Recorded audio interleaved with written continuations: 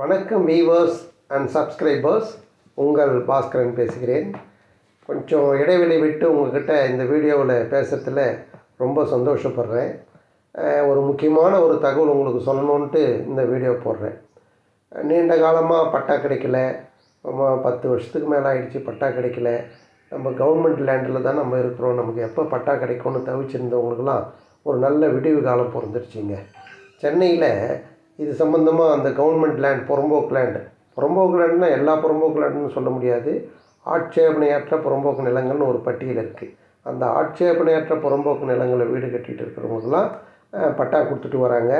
அதே இன்னும் விரிவாக்கம் பண்ணுறதுக்காக இப்போ சமீபத்தில் அமைச்சரவையில் ஒரு ஒப்புதல் கொடுத்து சென்னைக்கு பக்கத்தில் இருக்கக்கூடிய செங்கல்பட்டு, காஞ்சிபுரம், திருவள்ளூர் இந்த மாவட்டங்களில் இருக்கக்கூடிய பகுதியில் இந்த ஆட்சேபனை அற்ற புறம்போக்கு நிலங்களில் வீடு கட்டிகிட்டு இருக்கிறவங்களுக்கெல்லாம் பட்டா கொடுத்துடணும் அப்படின்னு ஒரு முடிவு பண்ணியிருக்காங்க.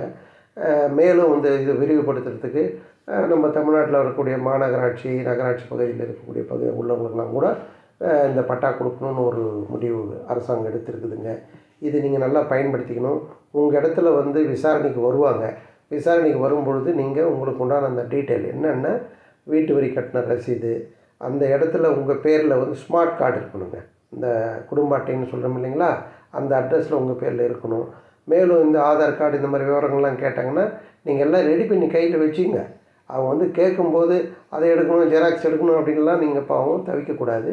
முன்கூட்டியே எல்லாம் ரெடி பண்ணி வச்சிட்டோம்னா அவங்க விசாரணைக்கு உங்கள் இடத்துல எனுமரேஷன் ஒர்க்குன்னுவாங்க. அந்த யார் யார் அந்த ஆட்சேபனையற்ற புறம்போக்கு நிலங்களில் 10 வருஷத்துக்கு மேலே குடியிருந்துக்கிட்டு வராங்களோ அவங்களாம் பட்டா கொடுக்கணுன்றதுனால அதை ஒரு எனுமரேஷன் ஒர்க்குன்னு எடுப்பாங்க. அந்த நேரத்தில் நீங்கள் இந்த டீட்டெயிலாம் கொடுத்தீங்கன்னா உங்களுக்கு பட்டாலாம் உங்களுக்கு சேர்ந்துருங்க. இதை பயன்படுத்திக்கணும் அப்படின்றதுனால தான் இந்த வீடியோவில் உங்களுக்கு சொல்கிறேன். பயன்படுத்தும்படி தாழ்மையுடன் கேட்டுக்கொள்கிறேன். மேலும் விவரங்கள் வரும்போது உங்களோட நான் இந்த வீடியோவில் சந்திக்கிறேன். ஆட்சேபனை அற்ற நிலங்கள்லாம் என்னங்க அப்படின்ற மாதிரி ஒரு டவுட்டு உங்களுக்கு இருந்ததுன்னா, இந்த களம்புறம்போக்கு, கல்லாங்குத்து புறம்போக்கு, அனாதீனம் அப்படின்ற வகைப்பாடு உள்ள புறம்போக்கு, தீர்வு ஏற்பட்ட தரிசுன்னு சொல்லுவாங்க, அந்த தரிசு புறம்போக்கு, இதெல்லாம் அந்த ஆட்சேபனையற்ற புறம்போக்கு நிலங்களில் வரும். ஆட்சேபனை உள்ள புறம்போக்கு நிலங்களெல்லாம் பட்டா கொடுக்க மாட்டாங்க.